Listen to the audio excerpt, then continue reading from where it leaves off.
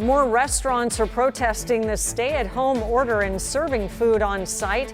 We're live with the action one North County city may take to crack down on those staying open. After losing a loved one to COVID-19, a San Diego family says they hope the actions they didn't take serve as a cautionary tale for others. And the next phase in vaccinations expected to begin before the end of the month. Which groups of people may be next in line as the state finalizes its list? ABC 10 News at 6 starts now. Protesting the stay-at-home order just to keep their businesses alive. Good evening. I'm Kimberly Hunt. Steve Atkinson is off tonight.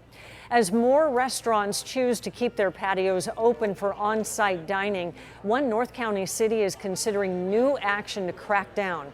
ABC 10 News reporter Anthony Pura is joining us live from Carlsbad, where city leaders are still discussing their options there. Anthony? Kimberly, they are still discussing it. I can tell you more than 120 people have signed up for the public comment section of that discussion right now, and an overwhelming majority of the callers are against expanding the enforcement against restaurants and businesses. As you know, the state has a stay-at-home order in effect right now, limiting restaurants to just takeout, but that's not the case out here. Take a look. We're on State Street in Carlsbad, where many restaurants have been pushing back since last month. The City Council discussing stricter enforcement options tonight. The virtual meeting started at 3 o'clock, and so far, most of the callers have been against the proposal. Here's what one caller had to say. The Carlsbad restaurants have sacrificed way more than a little at this point and do not need to suffer any more. Adopting this resolution will be downright cruel and just wrong. So tonight, the city is discussing whether to add some teeth to its enforcement, making each violation an accumulative administrative citation, starting with warnings. The fines start at $100 and growing to as much as $500 for repeat offenders. Now, the city council meeting still happening virtually tonight. We are monitoring it, and we will bring you any updates as soon as it becomes available.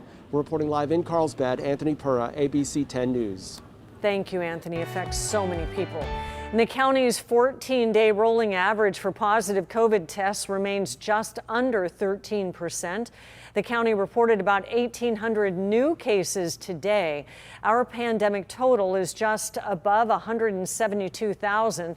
The county reported 32 cases of the more contagious COVID variant now in San Diego. The county reported 56 more deaths today. It's a sharp contrast from just 6 yesterday. More than 1,600 San Diegans have now died from the virus.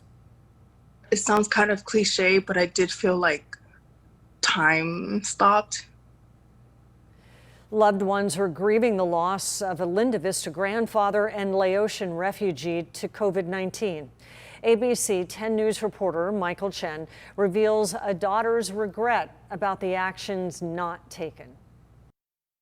2 Tuesdays ago, Chino Lore, who worked at an engineering firm, tested negative for COVID during routine weekly testing. 2 days later, on Christmas Eve, Temperature was really high, mostly sleeping. his daughter Vicky says his fever appeared to break but then returned. Her father Just kept saying like, oh, I tested negative, so it's nothing. did not want to go to a hospital. 5 days after the first symptoms, Vicky got a call from her brother. Their father had collapsed on the floor. Within the 20 minutes, it just went downhill really fast, where he was able to breathe a little bit to where he wasn't breathing at all. Lore wouldn't make it to a hospital. The grandfather of 4 was pronounced dead in the ambulance. He was 64. A post-mortem test revealed he was COVID positive. Everyone else is like hysterically crying. I'm just like, I spaced out. Vicky calls her father a devoted dad and a serious man.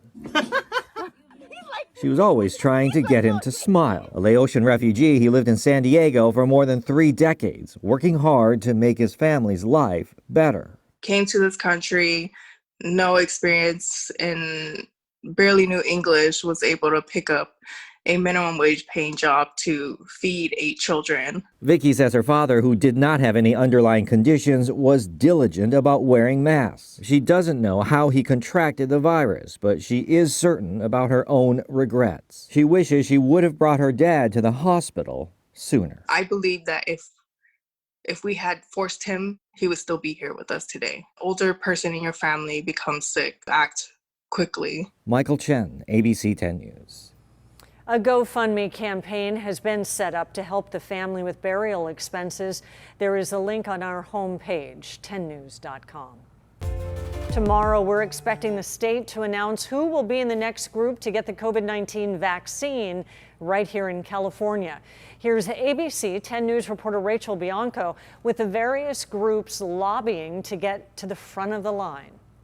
Roughly 3 million frontline healthcare workers and people in nursing homes are in the first phase of California's COVID-19 vaccination rollout. Deciding who gets the shot next is more complicated. Keisha Borden is the president of the union representing San Diego Unified's teachers. I have also heard that we're in Tier 1B. The governor says Phase 1B has several tiers. It includes people over 75, workers in education, childcare, emergency services, food, and agriculture. Tier 2 includes people over 65 with underlying medical conditions and those at risk of exposure in various workplaces, including transportation, commercial, residential, sheltering facilities, and critical manufacturing. Grocery store workers and those types of essential workers should definitely be prioritized. So we're just waiting for confirmation on where educators fall in those tiers. Even though teachers are in the next group, the governor says it's not that simple. But what's the prioritization for teachers? Is it those that are doing in-person instruction or those that are doing distance learning? So those details expected Wednesday when the Community Vaccine Advisory Committee meets to finalize who is in Phase 1B. Since November, the committee has gotten a lot of feedback, more than 100 pages worth. Airline employees, commercial fishermen, vets, media agencies, and many others all making their case about why they should be next in line. Of course, if we want schools to open,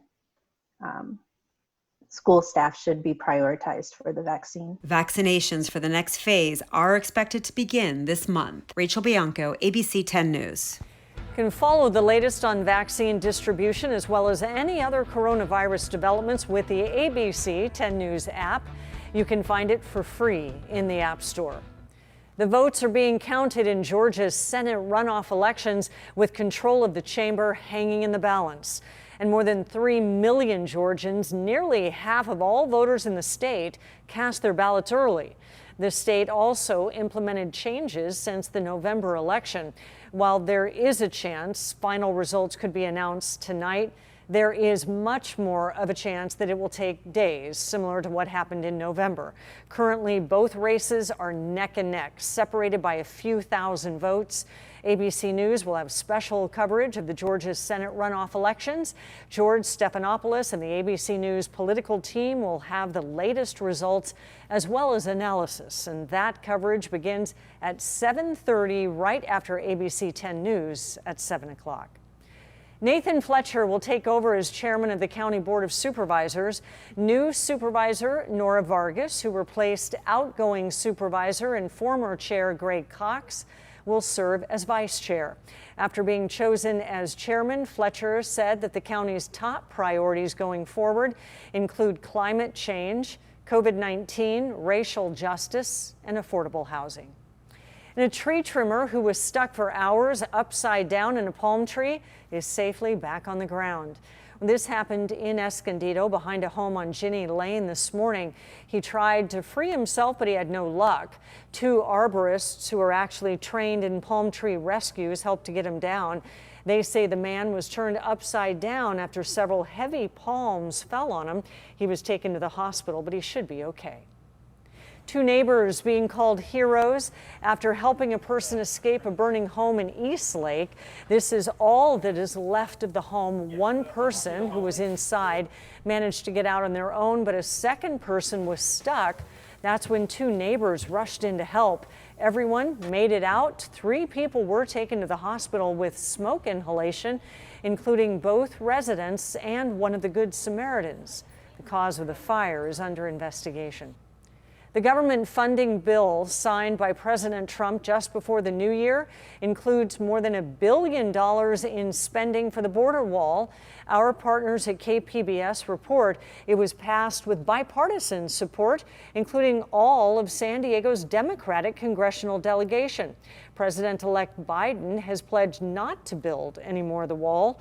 A local advocacy group says that doesn't mean that he won't look for other ways to spend money on a barrier, such as replacing existing sections.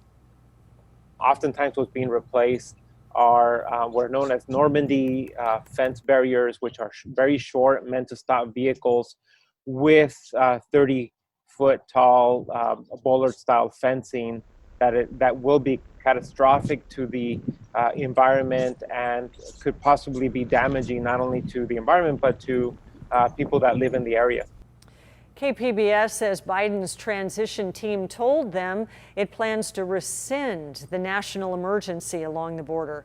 It also allowed the Trump administration to bypass lengthy cultural, heritage, and environmental reviews to expedite border wall construction.